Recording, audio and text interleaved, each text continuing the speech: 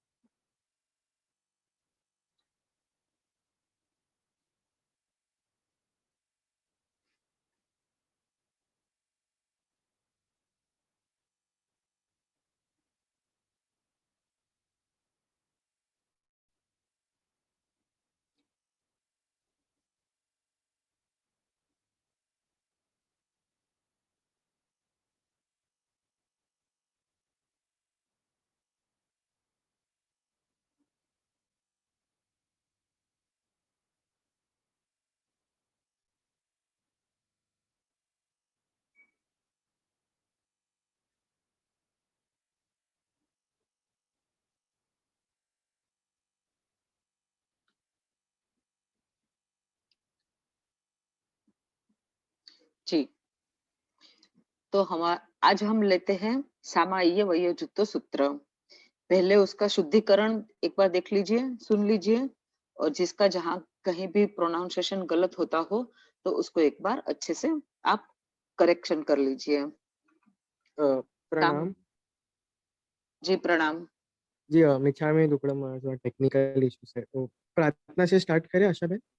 जी हाँ एकदम बिल्कुल कीजिए। ओके, सब लोग हाथ जोड़िए जी।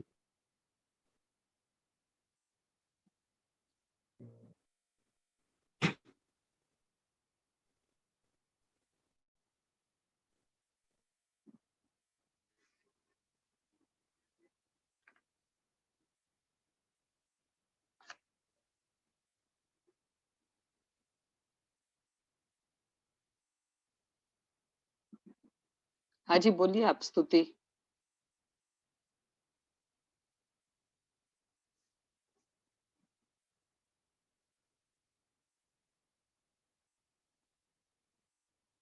जी जी जी, ठीक है। हे प्रभु आनंद दाता ज्ञान हमको दीजिए, शीघ्र सारे दुर्गुणों को दूर हमसे कीजिए। लीजिए हमको शरण में, हम सदाचारी बने, ब्रह्मचारी धर्म रक्षक वीर व्रतधारी बने। निंदा किसी की हम किसी से भूल कर भी ना करे। ईर्ष्या कभी भी हम किसी से भूल कर भी ना करे। सत्य बोले झूठ त्यागे मेल आपस में करे। प्रेम से हम गुरुजनों की नित्य ही सेवा करे। जी, प्रणाम। प्रणाम आश्रम। हमारा, हाँ जी, हमारा कर्मी बनते सूत्र तक का अर्थ हो गया है। आज हम सूत्र लेते हैं सामायिक पारने का सूत्र, सामाय्य वयोजुत्तो। पहले करेक्शन, शुद्धिकरण, और उसके बाद शब्द का अर्थ।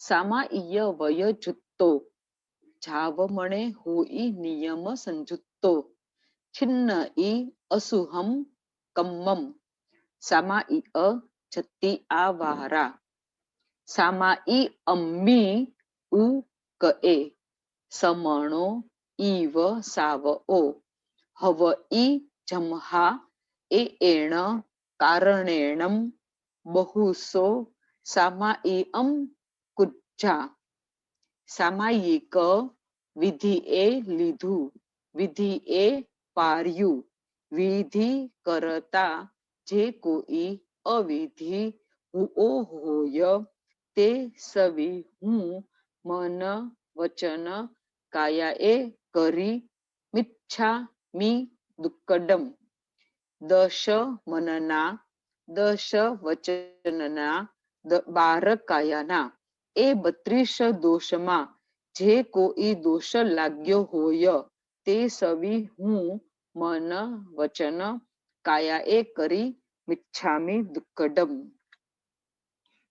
जैसे हम करेमी भंते सूत्र का उच्चारण करते हैं तो हम नियम में एंटर होते हैं, सामायिक व्रत में हम एंटर होते हैं, सामायिक व्रत में हमारा आना होता है। व्रत का पालन करेमी भंते सूत्र के उच्चारण के साथ हमारा व्रत का पालन होता है और 48 मिनट के बाद ही हम सामायिक पारने का विधि कर सकते हैं।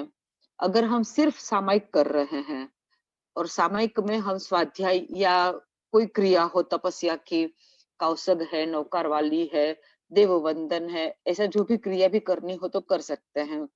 सिर्फ सामायिक में हम पचखण पारने की विधि नहीं कर सकते हैं।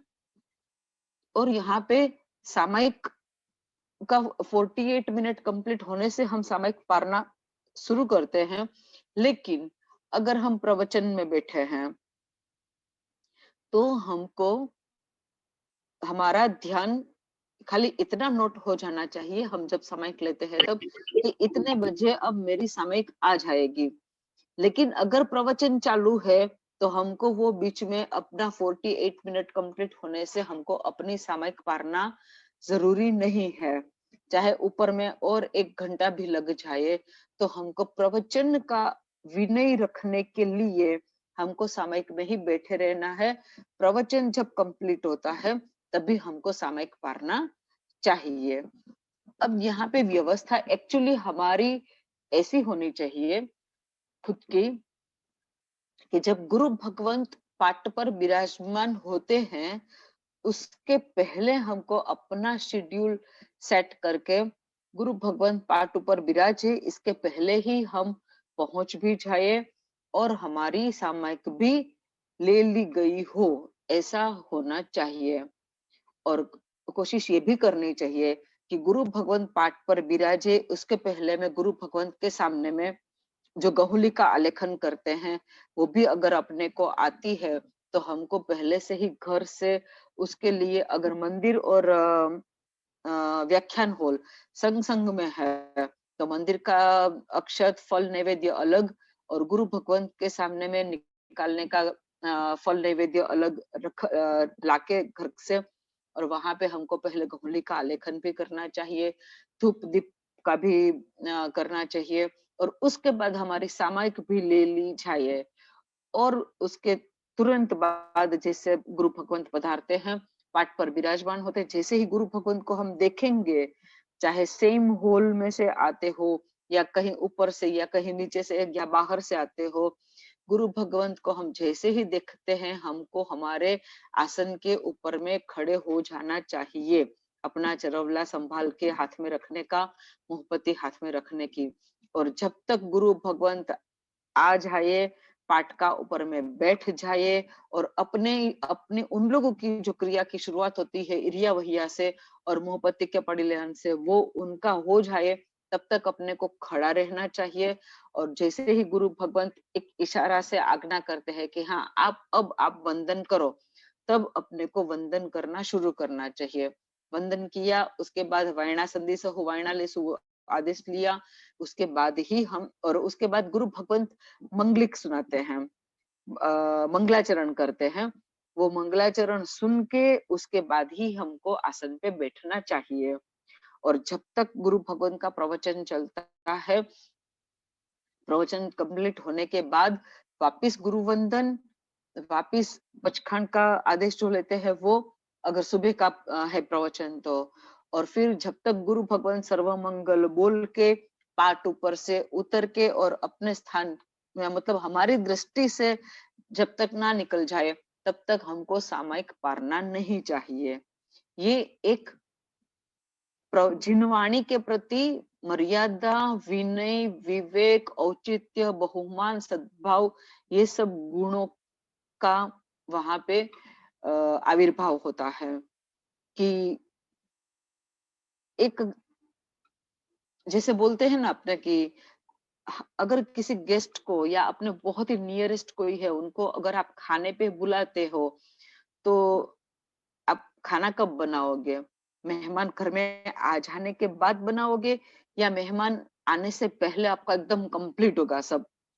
एकदम हॉट कैसरोल्स में सब अपना खाना पीना सब सामान जो भी होगा, खाली जो गरम बनाने जैसा होता है वही खाली बाकी रहते हैं। जैसे पूरियां बनानी है या फिर रोटी बनानी है, पकोड़े बनाने हैं, ऐसा ही जो चीज होगा वो बाकी होगा। और आपका खाली जो दाल सब्जी वगैरह बना हुआ होगा वो आपको जब आप सर्व करोगे उसके पहले जस्ट गरम करोगे। और तो ये हुआ मेहमान के आने से पहले हमारा कुकिंग का काम कंप्लीट हो जाता है। और मेहमान ने खाना भी खा लिया, तो क्या उसी के सामने मेहमान बैठे ही है और हम अपना टेबल समेट लिया, ठीक है, लेकिन फिर हम क्या अपना किचन भी समेट लेते हैं?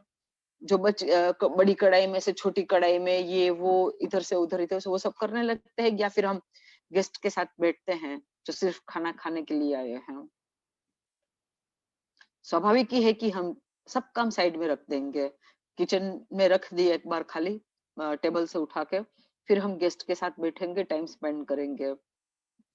तो ये औचित्य, इतना विवेक हम अगर अब हमारे गेस्ट के साथ रख सकते हैं, तो कहाँ संसार में रहने वाला नाशवंत संबंध वाला हमारा रिलेटिव, और कहाँ संसार को त्यागने वाला, खुद भी नाशवंत संबंध को छोड़ के संयम पंथ में आने वाले, और हमको भी यही समझाने वाले कि जो भी संबंध है सब नाशवंत है, आत्मा का ही संबंध शाश्वत है, इसलिए आत्मा से जुड़ो, बाकी सब मोह माया से दूर रहो। इतना जो हमको उत्तम ज्ञान एक परोपकार की भावना मात्र से ही जो हमको देते हैं, उनके प्रति तो हमारा व्यवहार कितना जबरदस्त होना चाहिए। और उनके प्रति तो व्यवहार जबरदस्त होना ही चाहिए, लेकिन उसके बाद वो सुनाते क्या है अपने को प्रवचन में? तो परमात्मा की ही वाणी सुनाते हैं। तो परमात्मा की वाणी के प्रति तो हमारा और भी ज्यादा औचित्य होना चाहिए, और भी ज्यादा हमारा बहुमान होना चाहिए। तो बहुमान तो यही कहता है, बिहेवियर तो हमारा यही होना चाहिए कि गुरु भगवंत पाठ के ऊपर आए, उसके पहले हमारा सब काम हो जाना चाहिए। माने गहुली भी हो जानी चाहिए, धूप दीप का प्रकटीकरण भी हो जाना चाहिए, हमारी सामायिक भी लेने का काम हो जाना चाहिए। जैसे कुकिंग हो जाना चाहिए, ऐसे सामायिक का काम भी हो जाना चाहिए। और जब तक हमारे गेस्ट वापिस नहीं जाते हैं, मतलब जब तक हमारे गुरु भगवंत वापिस पाठ पर से उतर के चले नहीं जाते हैं, तब तक हमको हमारा काम समेटने का जरूरत नहीं है, सामयिक पढ़ने का जरूरत नहीं है। 48 मिनट अगर आपको लगता है कि आपके आपके पास पक्का 2 सामयिक का टाइम है, तो आप पहली ही बार में करे में भद्दे जब उचराते हैं, उसी वक्त आप मार्क करके, दिमाग को अलर्ट करके आप उसी वक्त मन से सोच लीजिए कि मेरा एक साथ 2 सामयिक है। और आपको वो हिसाब से घड़ी में टाइम देख लेना है कि पहला सामयिक मेरा इतना बजे कंप्लीट होगा और उसके बाद दूसरा समय 48 प्लस 48 मिनट आपको 96 मिनट, माने 1 घंटा प्लस 36 मिनट, मीन्स 1.5 घंटा और ऊपर 6 मिनट, इतना आपको कंटिन्यू सामयिक पे बैठना है। ऐसा आपने अगर नक्की कर लिया, डिसीजन ले लिया, करेमी भंते जब आप उचराते हैं तभी, उसके बाद अगर किसी कारणवश गुरु भगवंत की अनुकूलता ना होने की वजह से या फिर संघ के कुछ काम हो रहे हो, होने वाले हो इसके दरमियान में, प्रवचन के दरमियान में, तब भी अपने को अपना 2 सामयिक कंप्लीट होने का टाइम में ही अपने को सामयिक पढ़ना है, बीच में सामयिक पढ़ना नहीं है। अगर किसी कारणवश गुरु भगवंत ने जल्दी प्रवचन कंप्लीट कर दिया, तो अपने को बाकी का जो समय है उसमें हमारा खुद का जो भी हमको धार्मिक क्रिया जो करनी हो, जैसे कौसग कर सकते हैं, सामयिक अरे अनानुपूर्वी गिन सकते हैं, अगर आपके पास किताब हो तो आप स्वाध्याय भी कर सकते हैं, अगर किताब नहीं है और बाय हार्ट जो आता है अगर, तो उसका भी आप रिवीजन कर सकते हैं। ऐसे बहुत कुछ अपने को सामयिक में कर सकते हैं, लेकिन ये बात याद रखनी चाहिए, प्रवचन के पहले सामयिक ले लेनी चाहिए, प्रवचन कंप्लीट होने के बाद गुरु भगवंत या फिर प्रवचन कंप्लीट हो जाता है, अभी गुरु भगवान बैठे हुए हैं, लेकिन कुछ संघ के काम चालू होते हैं, जैसे बहुमान करने का काम कभी कभी होता है, कभी बोली या बोलनी होती है, तो सामयिक पार सकते हैं। लेकिन जिनवाणी तब जब तक चलती है, तब तक अपने को बीच में हमारा सामयिक का टाइम कंप्लीट होने से सामयिक पार लेनी नहीं है। उसके बाद अपने कर सकते हैं, सामयिक पार सकते हैं, लेकिन फिर सामयिक पार के उठ जाना नहीं है, चले नहीं जाना है। संघ के भी जो काम हो रहे हो उसमें भी हमको बैठना चाहिए। क्यों बैठना चाहिए कि एक ना मेंटालिटी होती है कि कुछ लोग क्या करते हैं, एंटर होते हैं व्याख्यान हॉल में, लेकिन देखते हैं बस खाली 8-10 जन ही है, तो खुद चले जाते हैं। अगर वो बैठ जाते हैं, जो आए हैं और वो बैठ जाते और उसके बाद 1-2 जन कोई आता, तो वो भी ऐसे नहीं नहीं 10-12 जन है, चलो अपने भी बैठते हैं, कुछ होने वाला होगा यहाँ पे, तो ऐसे करके लोग बढ़ेंगे, लेकिन जो बैठे हुए हैं वो भी निकल जाएंगे, तो व्यवस्था पूरी खराब हो जाएगी। और संघ का काम भी जो है वो भी शासन का ही काम है, तो उसमें भी हमको बहुमान पूर्वक वहां पे बैठना चाहिए। ठीक है, अपने को बोली नहीं बोलनी है कोई बात नहीं, लेकिन जो बोली बोल रहे हैं उनकी तो अनुमोदना भी तो कर सकते हैं, जो आदेश लेते हैं उनकी भी अनुमोदना कर सकते हैं, ऐसे महानुभावों के हमको दर्शन होगा, ये भी भावना हम भाव सकते हैं। तो कहने का मतलब है कि हमारी सामायिक जो है वो औचित्यपूर्ण व्यवहार के साथ होनी चाहिए। जरूरी नहीं है कि 40 मिनट कंप्लीट होने से सामायिक पार लेनी है ऐसी सब सिचुएशन में। बाकी 48 आप कुछ भी नहीं करते हैं, खाली क्रिया वगैरह करते हैं या स्वाध्याय वगैरह करते हैं, तो 48 मिनट के बाद स्वाध्याय में भी एक नियम रहता है, या आप 500 गाथा का स्वाध्याय कंटिन्यू करो, 2-3 तरीके से स्वाध्याय होता है, या तो 500 गाथा का स्वाध्याय करो, या फिर एक सामयिक में मौन पूर्वक करो 1 घंटे का, तब आपको सामयिक पूरा नहीं करना है 48 मिनट में, 1 घंटे में ही पारना है। मतलब 4 बजे सामयिक लिया तो 5 बजे करना है, उसमें आपको मौन रहना है। 1 मिनट।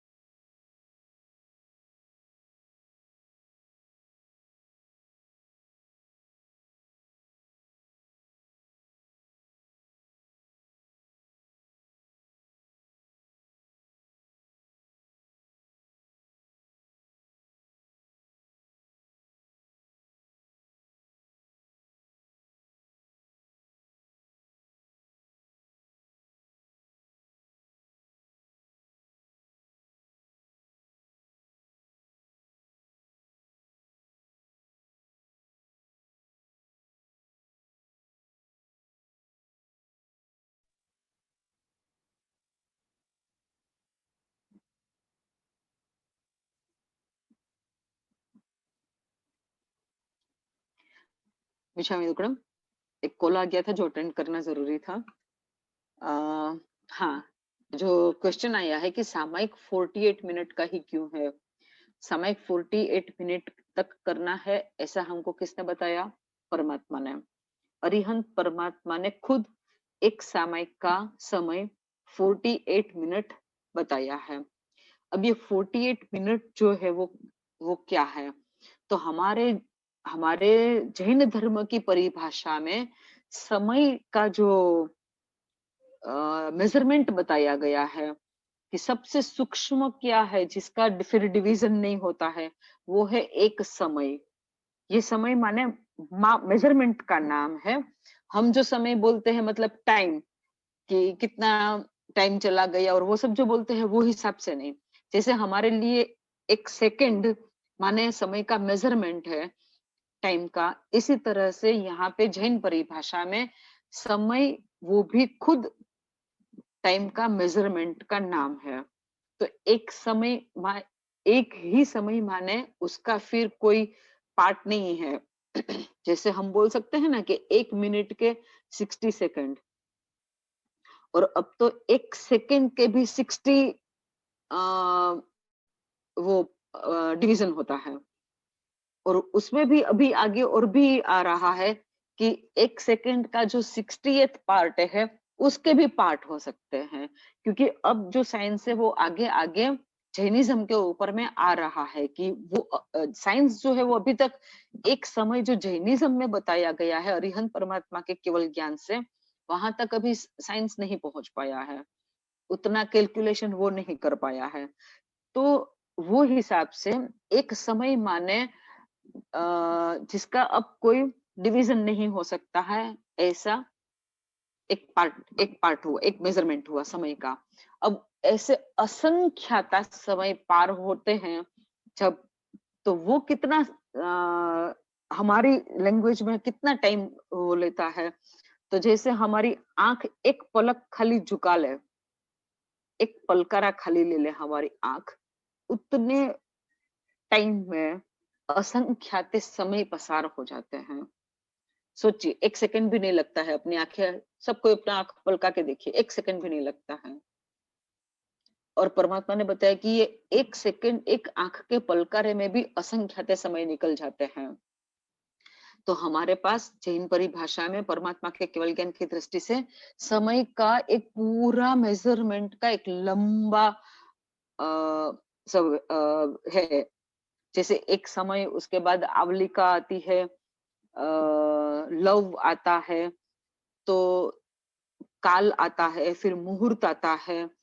इस तरह से ये जो 48 मिनट है ना, उसका नाम, उसका जो मेजरमेंट का नाम है वो है अंतर मुहूर्त। 48 मिनट एक समय से लेके 48 मिनट तक का एक अंतर मुहूर्त कहा जाता है। 48 मिनट जस्ट जैसे ही कंप्लीट होता है, उसका फर्स्ट समय जो पार होता है, वहां से दूसरा अंतर मुहूर्त शुरू हो जाता है। मतलब एवरी 48 मिनट में अंतर मुहूर्त चेंज होता है। तो परमात्मा ने केवल ज्ञान से देखा कि हम लोग जो है वो कोई भी एक चीज में हमारा ध्यान, कोई एक सब्जेक्ट में या एक पोजीशन में या एक सिचुएशन में, हमारा जो माइंड जो है वो 48 मिनट तक ही स्टेबल रहता है। जैसे ही 48 मिनट कंप्लीट, आज के टाइम में तो हम लोग 48 मिनट भी एक ही सिचुएशन में, एक ही सब्जेक्ट में, एक ही टॉपिक में हम लोग का ये नहीं रहता है। उसमें एक समय के लिए भी अगर हमारा माइंड चेंज हुआ, तो उसका मतलब वहां से दूसरा अंतर मुहूर्त शुरू हो जाएगा। तो एक अंतर मुहूर्त के लिए ही हमारा माइंड स्टेबल रहता है किसी एक सब्जेक्ट में या टॉपिक में। तो सामायिक जैसे एक क्रिया है, और सामायिक की क्रिया शुरू करके हम जब करमी बनते समायम उच्चरते हैं, उचराते हैं, तब से हमारा सभी प्रकार के पापों का हम यहाँ पे त्याग करते देते हैं। वैसे हम एक कटाक्षना के ऊपर में बैठ के मन से, वचन से, काया से कोई पाप हमको करना नहीं है। लेकिन यहाँ पे क्या होता है, शायद हम काया से कोई पाप नहीं करेंगे, शायद हम वचन से भी कोई पाप नहीं करेंगे, हम खराब झूठा ऐसा कुछ नहीं बोलेंगे, लेकिन हमारा मन तो कहाँ कहाँ भटकेगा। तो ये जो मन के भटकने का जो मतलब मन एक जगह में स्थिर रहने का जो मैक्सिमम टाइम परमात्मा के केवल ज्ञान की दृष्टि से है, वो है एक अंतर मुहूर्त का, और एक अंतर मुहूर्त इज इक्वल टू 48 मिनट। और इसलिए सामयिक का समय 48 मिनट रखा गया है। केवल ज्ञान जब किसी को प्राप्त होता है, तब केवल ज्ञान के जो भी आत्मा को केवल ज्ञान प्राप्त होने वाला है, उनको केवल ज्ञान की प्राप्ति के जस्ट पहले की 48 मिनट, एक भी समय उसमें कम नहीं, बस ये पहले समय से लेके 48 मिनट के अंतिम समय तक में उनका ध्यान सिर्फ और सिर्फ आत्मा के ऊपर में रहता है कि मुझे आत्मा देखनी है, आत्मा देखनी है, आत्मा देखनी है। ये एक ही सब्जेक्ट के ऊपर में उनका अगर 48 मिनट तक कंटिन्यू ध्यान रहा, अब किसी किसी को 48 मिनट से पहले भी केवल ज्ञान हो सकता है, या फिर 48 मिनट के अंतिम समय में तो केवल ज्ञान की प्राप्ति हो ही जाएगी। जिसको जो उसको ये 48 मिनट में ही एक शपथ श्रेणी का आरोहण होता है। माने आत्मा जो है वो शुक्ल ध्यान में आ जाता है और कोई ध्यान उनके मन में नहीं रहता है, सिर्फ शुक्ल ध्यान रहता है। और शुक्ल ध्यान के हिसाब से ही ये जो 48 मिनट का अंतर मुहूर्त का टाइम है, वो एक अंतर मुहूर्त में उनका केवल ज्ञान पक्का हो ही जाएगा। ये महत्व है अंतर मुहूर्त का, माने कि 48 मिनट का। तो ये आ, हुआ 48 मिनट का टाइम क्यों रखा गया है सामयिक का, वो बात है। ओके, अब आगे बढ़ते हैं अपने सामयिक पारने के बाबत में। एक बात और मैं बताऊंगी कि सामयिक जब करने बैठते हैं, अगर घर में या फिर गुरु भगवंत की हाजिरी हो तो उपाश्रय में भी जाके हम सामयिक कर सकते हैं, लेकिन हमारे पास कटाक्ष ना होना चाहिए व्हाइट और ऑफ व्हाइट।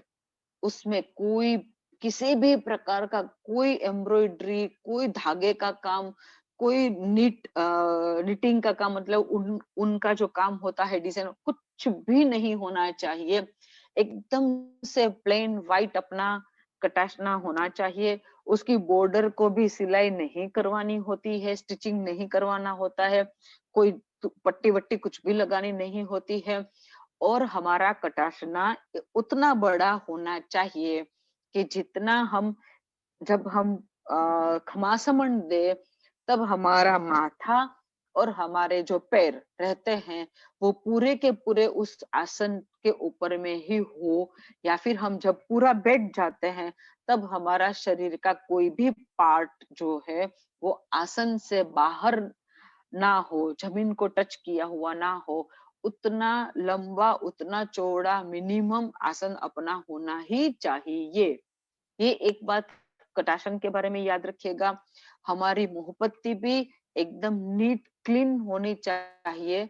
मुहपत्ती को 2-3 बार अगर आपने यूज किया तो उसको पक्का आप अच्छे से एकदम घिस के धो लो, और फिर उसका जो घड़ी है 2.5 फोल्ट है उसका, जो उसको करके ऊपर अच्छे से प्रेस कर लो और फोल्ड करके मुंहपत्ती यूज करो। अपना चरौड़ा जो है कंपलसरी चरौला होना ही चाहिए, और अपना जो चरौला है वो भी, उसका भी एक प्रॉपर मेजरमेंट है कि चरौड़ा कितना बड़ा होना चाहिए।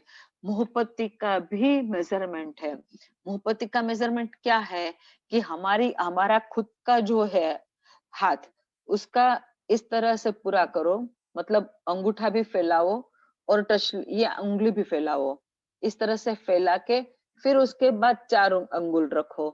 तो ये इतनी इतनी चौड़ी हमारी मुंहपत्ती होनी चाहिए, माने पूरी एक वेथ हमारी, ऐसे तो ऐसे बोलते हैं लेकिन हमने ये फोल्ड करके बताया, ये पूरा इतना और उसके पास में ये 4 उंगली, इतना हमारा मुंहपत्ती लंबा होना चाहिए। उसके बाद उसका फिर फोल्ड होता है, तो उतना स्क्वायर पीस लेके फिर अपना होना चाहिए। मुंहपत्ती में भी उसके 2 साइड ओपन ही, अरे 3 साइड ओपन ही होना चाहिए।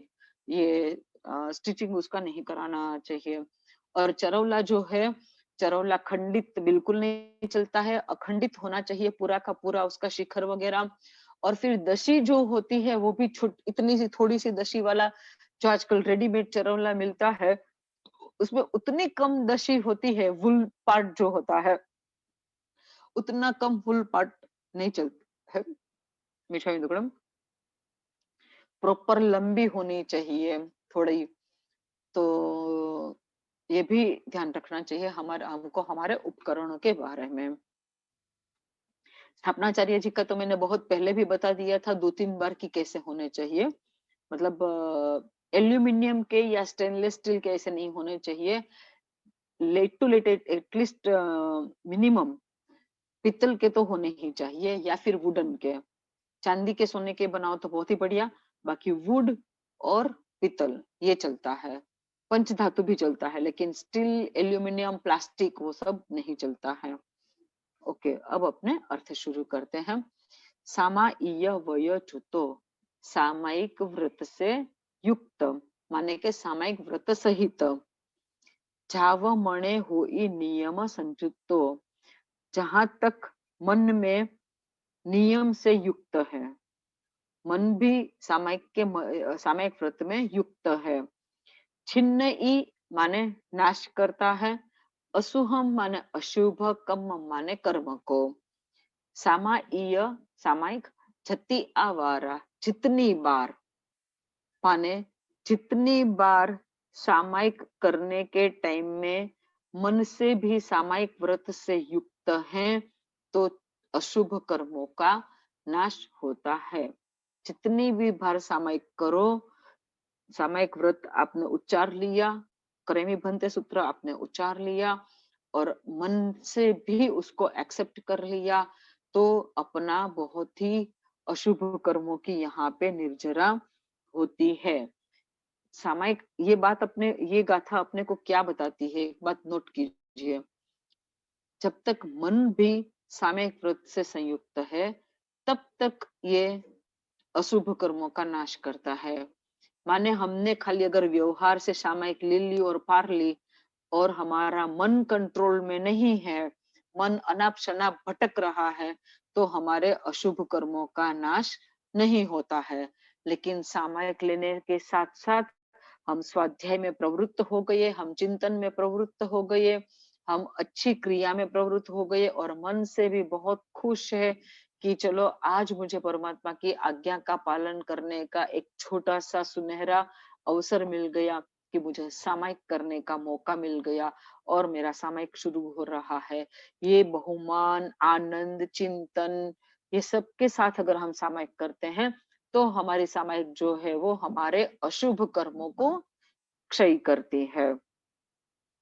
इसीलिए मन से सामायिक करनी चाहिए।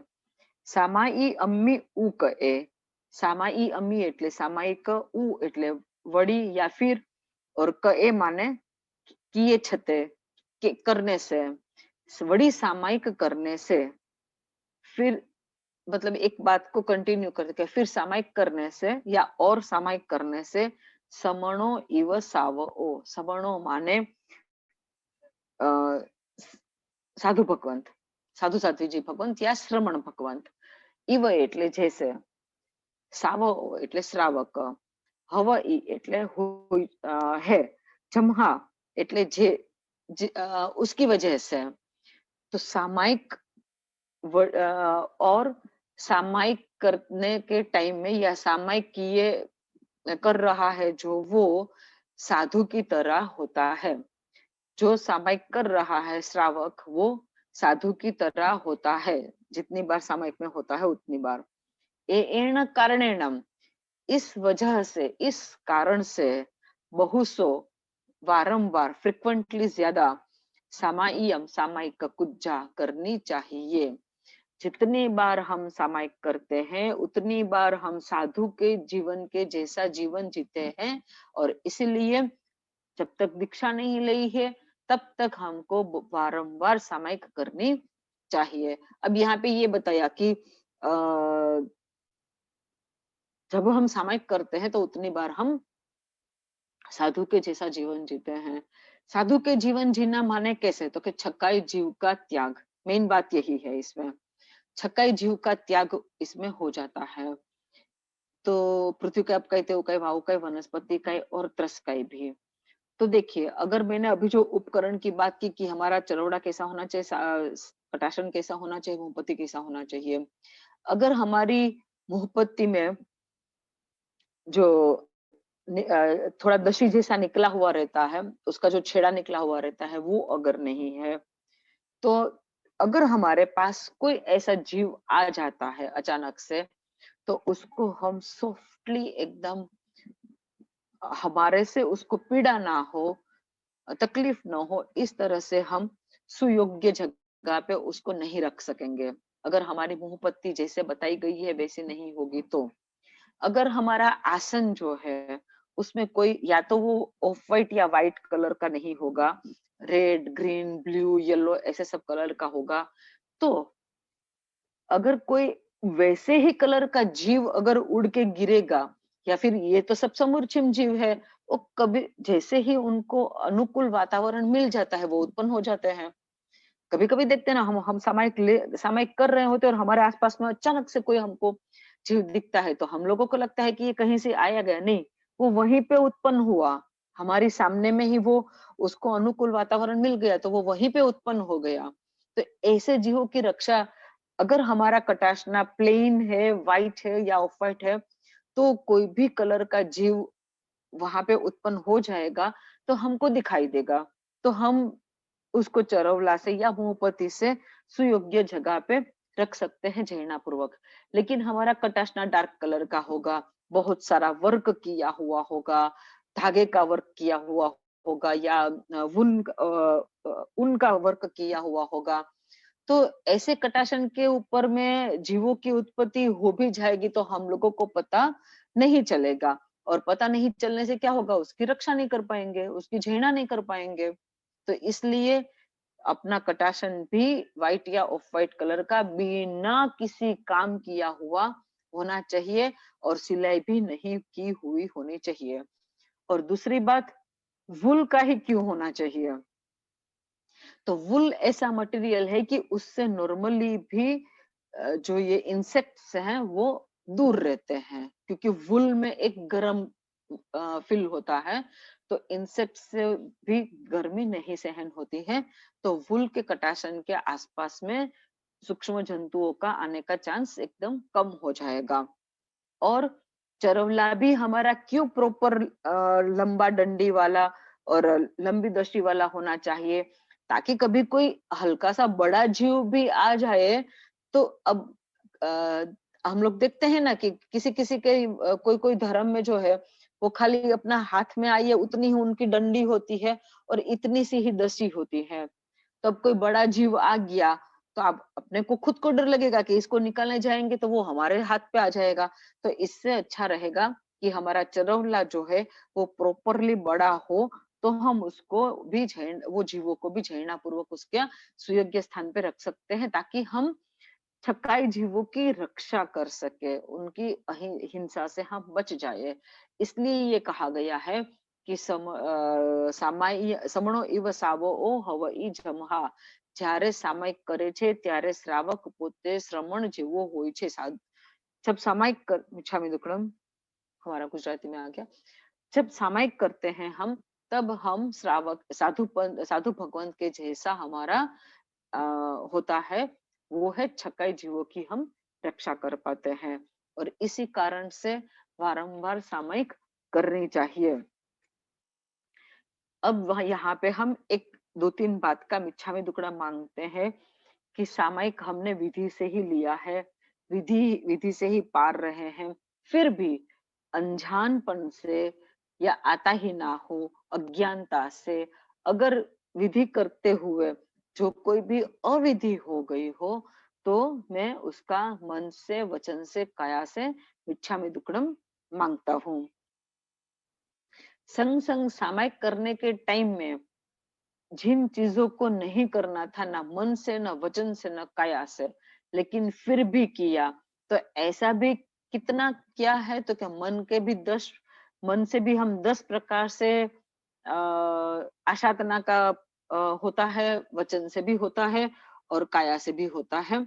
मन का 10, वचन का 10 और काया का 12, ऐसे 32 दोष, अगर 32 दोष में से किसी एक भी या बहुत ज्यादा 32 के 32 दोषों का हमने सेवन किया हो तो उसका भी हम मिच्छामि दुक्कडम मांगते हैं, और वो भी मन से, वचन से और काया से मिच्छामि दुक्कडम मांगते हैं।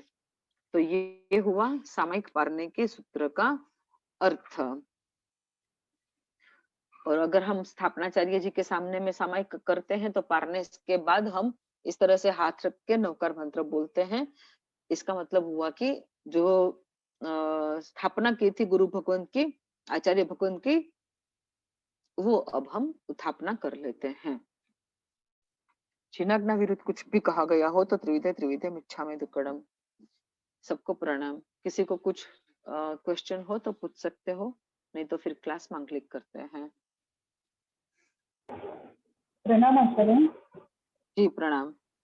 आशा बहन, वो आपने बताया कि वो जो गुरु में साथिया करने का होता है जब प्रवचन से पहले, तो वो मंदिर के चावल नहीं चलते, इसमें दोनों बचवा नहीं चलता। नहीं नहीं, चावल चलता है, लेकिन उतना चावल अपने को एक्स्ट्रा रखना चाहिए। अच्छा अच्छा। मतलब हमारे पास चावल क्वांटिटी में होने चाहिए जब हम मंदिर जाते, क्योंकि मंदिर के भी क्रिया का होता है चावल अपना, जी जी। और फल और नैवेद्य वहां पे भी चढ़ाते हैं, और एक फल नैवेद्य यहाँ भी लगेगा, तो 2 फल 2 नैवेद्य, और आप 2 जगह में प्रॉपरली गहुली अष्टमंगल वो सब कर सको, इतना अक्षत अपने पास होना चाहिए।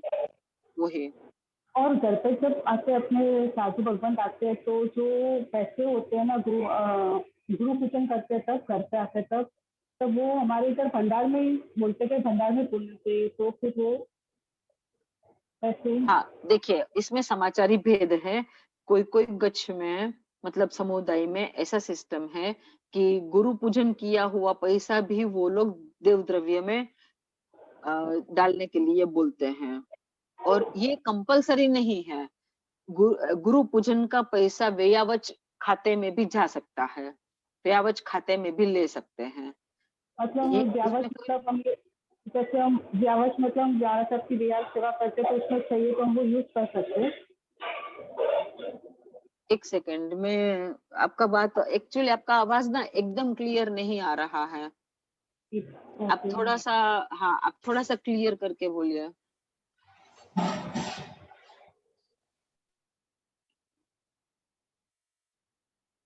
अच्छा, ये अभी एक आ जो रहा है? क्वेश्चन, जी बोलिए। ये जो एक क्वेश्चन आया है कि कुछ बुक्स अपने को घड़ी पहनना नहीं होता है सामयिक करने के टाइम में। क्यों नहीं पहनना होता है सामयिक करने के टाइम में घड़ी? क्योंकि उसमें बैटरी लगी हुई रहती है, इसलिए बैटरी वाली घड़ी हम इसमें भी नहीं पहन सकते हैं, परमात्मा को जब हम पूजा करते हैं तब। और एक्चुअली सही मायने में पूछे तो घड़ी पहननी ही नहीं चाहिए। क्यों? क्योंकि उसमें ज्ञान है लिखा हुआ, 1 से 12 लिखा हुआ रहता है, फिर ब्रांड लिखा हुआ रहता है, घड़ी के मॉडल के नीचे में भी लिखा हुआ रहता है, ऊपर में भी लिखा हुआ रहता है, तो ये सब ज्ञान हुआ। अब आप जितनी बार टॉयलेट बाथरूम जाओगे, क्या घड़ी को निकालोगे? आप एक बार घर से बाहर निकले, आपने घड़ी पहना, तो आप जितनी बार जाओगे टॉयलेट बाथरूम, घड़ी को निकालोगे? नहीं। खाओगे पियोगे, तब घड़ी को निकालोगे? नहीं। तो कितना ज्यादा ज्ञानावरणीय कर्म हम कंटिन्यू बांधेंगे, इसलिए घड़ी पहननी ही नहीं चाहिए। और उसमें भी परमात्मा की पूजा में तो बिल्कुल नहीं पहननी चाहिए। और सामयिक के टाइम में अगर घड़ी देखने के लिए घड़ी अगर आपको यूज करनी हो, तो भी पहनी हुई घड़ी को खोल के आप अपने सामने में रख दीजिए टाइम देखने के लिए। क्योंकि कभी कभी मैंने देखा है कि कभी कभी उपाश्रय में ऐसी जगह में घड़ी रखी हुई रहती है कि सबके नजर में नहीं आती है, और हमको कभी कभी ऐसी जगह में भी बैठने का आ जाता है कि हमको घड़ी नहीं दिखाई देगी, तो फिर कैसे करेंगे बिना घड़ी देखे सामयिक? तो उसके लिए आपने घड़ी पहनी हो, या फिर हम तो ये करते थे कि एक एक एक घड़ी हम हमारी सामयिक की बैग में अलग से ही एक पाउच में रख देते थे, जब हम सामायिक करने बैठते थे तो हम घड़ी सामने रख देते थे, क्योंकि हमको ही ये प्रॉब्लम होता था कि हमको बैठने का हर रोज को ही प्रवचन में इसी जगह में बैठने का मेरा बारी आ जाता था कि हमको घड़ी कहीं से दिखाई ही नहीं देती थी। तो घड़ी तो नहीं पहननी चाहिए सामयिक में, या फिर मैंने जैसे बताया पूरे दिन में, लेकिन कंपल्सरी प्रतीक अरे पूजा में और उसमें तो नहीं पहननी चाहिए सामयिक में। ओके, और किसी को कुछ प्रश्न पूछना है? वो जो आप जो पूछ रहे थे, ये क्या बात पूछ रहे थे? हम बोले कि आवाज क्लियर नहीं आ रही है। आप अभी आ रही है? हाँ, अभी आ रही है। जी, हमने पूछा था, आपने बोला कि वो जो घर पे आते महाराज साहब, तब वो गुरु पूजन के जो पैसे होते हैं वो व्यावच में यूज कर सकते हैं। हाँ तो हमने हाँ, बोला बिल्कुल। हाँ, तो कि मतलब महाराज साहब का विहार सेवा और ये सब चलता रहता हमारे, तो हम पैसे इधर से उधर से वो यूज कर सकते हैं उसमें। जी, जी जी जी अपने जी को अपने नहीं, देखिए आपके घर में गुरु भगवंत आए और आपने गुरु पूजन किया, तो जी वो पैसा हम अपने तरीके से विहार व्यवच में यूज करेंगे। अगर ऐसे साहिब जी बोले, मतलब अगर आप वो काम में है इन्वॉल्व, विहार व्यवच के काम में आप इन्वॉल्व हो, जी और गुरु भगवंत बोले तो ही यूज कर सकते हैं। नहीं तो गुरु भगवंत को ही पूछ के कि गुरु भगवंत ये कहाँ पे रखना है पैसा। तो क्या होता है कि आजकल समय ऐसा है कि गुरु भगवंतों को खुद को विहार व्यवच के लिए फंड नहीं मिलता है, काफी जगह में, बहुत जगह में नहीं मिलता है। जैसे कोई अगर व्हीलचेयर वाले हो, एक सेकंड में ये पहले एक बार ये वाला पॉइंट क्लियर कर लूं, उसके बाद आपका पॉइंट लेती हूँ। तो जैसे उनके व्हीलचेयर चलाने वाले होते हैं या फिर साइकिल वाला होता है, तो उन लोगों को भी देने के लिए पैसे नहीं होते हैं काफी बार। तो जो गुरु भगवंत का हमारे यहाँ जो हमने किया गुरु पूजन का, उसको यूज करने का हमको हक नहीं है। वो व्यावच का जो फंड हो गुरु भगवंत के पास खुद का, जो कोई उनका काम जो संभालते हो, कोई मुमुक्षु उनके साथ रहता हो तो वो संभालता होगा, या फिर कोई ऐसा रिश्तेदार भी होते हैं जो वो भी संभालते हैं, उनको दे देना चाहिए। बाकी ऐसा नहीं कि जैसे मेरे घर में गुरु आए, मैंने गुरु पूजन किया, फिर वो पैसा मैंने रखा और मैं अब कहीं भी हर वे आवच में वापरूंगी, ऐसे नहीं करना चाहिए। वो गुरु भगवंत को पूछ लेना चाहिए। जी जी जी जी जी। ठीक है और ना? ये आपने वो कटाशना का बताया था कि काफी लोग ऐसा करते हैं कि जब संसार दावा आता है तब कटाशना बिछाते हैं, उससे पहले वो कटाशना साइड में रखते, यूज नहीं करते हमारे इधर बहुत सारे लोग। हाँ हाँ, जिसको एकदम सही तरीके से प्रतिक्रमण की पूरी विधि आती हो, वांदना लेने का, वंदन करने का, फिर आपका जो ठावने का आता है, दिवसी प्रतिक्रमण ठाऊ अभूठ्यो में अभ्यंतर दिवसी खामे, वो सब जो आती है, वो अगर सही तरीके से आती है कि उसमें जितनी बार अपने को जैसे पीछे ऊपर से लेके मतलब कमर से लेके पैर तक का नीचे का 3 बार साइड में, 3 बार बीच में, 3 बार राइट लेफ्ट एंड मिडल, उसमें 3 बार, फिर आगे में भी राइट लेफ्ट एंड मिडल, इस तरह से जो पोंछने का आता है, बार बार चरवला से जमीन पोंछने का भी अगर जिसका आदत हो, तो वो कटाशना को साइड कर सकते हैं। और क्योंकि जैसे ही 6 आवश्यक कंप्लीट होते हैं, अपने को बैठना है संसार दावा में, लेफ्ट पैर रख के बैठना है। आपको स्तवन में भी आप अगर लेफ्ट पैर खड़ा करके बैठ सकते हो तो बैठ सकते हैं, नहीं तो फिर आप पूरा चौपट भी बैठ सकते हो उसमें पलाठी करके, क्योंकि जिसका जैसा स्टेमिना। लेकिन उसके बाद कटाशना बिछाते हैं। वो हम भी वैसे करते थे जब यंग, जब तक कंफर्टेबल थे सब क्रिया करने में, तब तक हम भी संसार दावा जब छह आवश्यक का बोलते हैं ना, सामायिक चौसठ वंदन परिक्रमण कौशक पचकाण करिया छे जी तहत साहेब जी इच्छा में अनुसक्षण मुखमा समलाणम, ये बोलने के बाद ही हम भी बैठते थे। तब तक पूरा प्रतिक्रमण पूरी क्रिया के साथ, विधि के साथ होता था। जी जी जी जी ओके, अब एक जो पहला क्वेश्चन आया वो मैं ले लेती हूँ। ये हो गया अपना घड़ी का, और उसके बाद दूसरे ज्यादा सामायिक में 48 मिनट से ज्यादा हुए तो चलता है क्या? मैंने ये बताया आपको कि अलर्ट आपको रहना चाहिए कि आप प्रवचन में बैठे हो तो आप खाली देख लो कि आपका इतने बजे सामयिक आएगा, लेकिन उतने बजे आपको अगर प्रवचन चल रहा है तो पारना नहीं है, ऊपर समय होगा तो चलेगा। लेकिन आप सिर्फ अपनी क्रिया करने के लिए बैठे हो या स्वाध्याय वगैरह करने के लिए बैठे हो, तो आपको 48 मिनट के ऊपर में समय नहीं जाना चाहिए। मतलब कि आपका उपयोग होना चाहिए कि आपका 48 मिनट कंप्लीट हो गया है, आपका सामयिक आ गया है।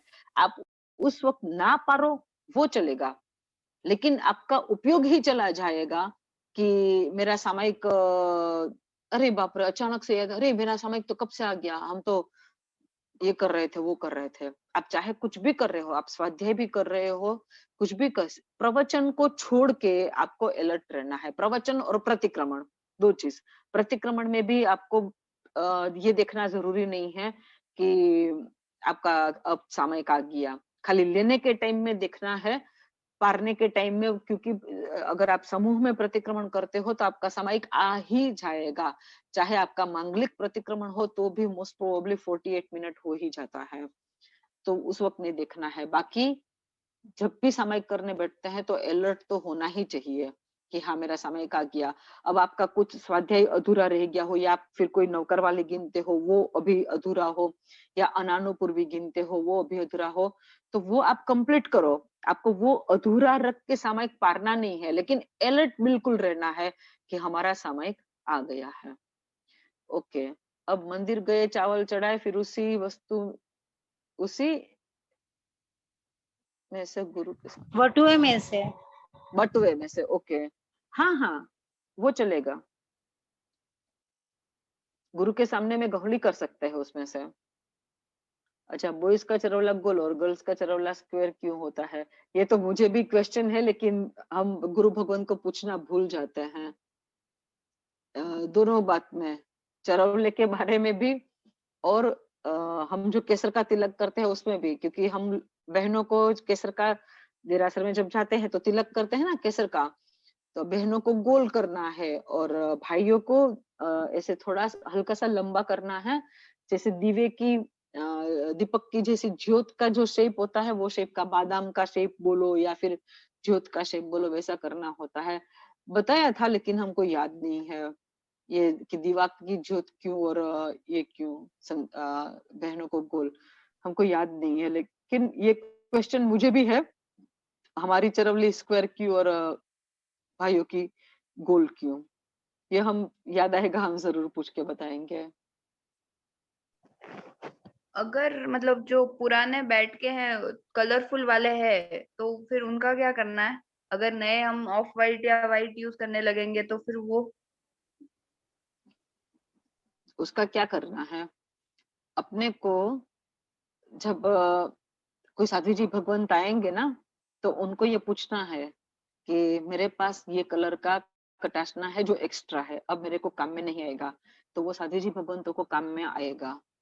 उन लोगों को संथारा बनाना वगैरह सब होता है ना कहीं उनको काम में आ जाएगा। और उनको भी अगर काम में नहीं आता है तो वैसे एक सिस्टम ये है कि उपकरण जो होते हैं उनको परखना होता है प्रॉपरली। कोई खड्डा हो बहुत बड़ा, या जहाँ पे कहीं पे भी बिल्डिंग का कंस्ट्रक्शन का काम चल रहा हो, और जो उसके रूट्स वगैरह बनाने के लिए वो जो उसमें डालना हो, लेकिन वो प्रैक्टिकली अभी के टाइम में उतना पॉसिबल नहीं होता है। तो हम लोगों ने क्या किया, हम लोगों ने यहाँ पे शुद्धिकरण किया था जब उपास रेखा, इतने सारे कटाशने थे, इतने सारे कटाशने थे। तो फिर बड़ा मोटा वाला सुई और धागा लेके, इतना जो हल्का सा टूटा फूटा हुआ, मतलब कि कहीं से वो कोई चूहा ने काट लिया हो या फिर खराब हो गया हो, ऐसा सब कटाशना को बिछाया एक ब्लैंकेट के शेप में, लंबा और वैसे, और फिर सबको स्टिच कर लिया और ब्लैंकेट के हिसाब से यूज करने के लिए वहां पे रख दिया उपाश्रय में। तो क्या होता है कि जब कोई रात्रि पोषद करते हैं ना, तो उनमें भी काम आ जाता है उन लोगों को बिछाने या ओढ़ने में, और नहीं तो गुरु भगवान जब आते हैं तब उन लोगों को भी ये काम में आ जाता है। तो ऐसा भी कर सकते हैं उसको, ब्लैंकेट के रूप में गुरु भगवान भी उसको यूज कर सकते हैं जब ठंड की मौसम हो तब। ओके,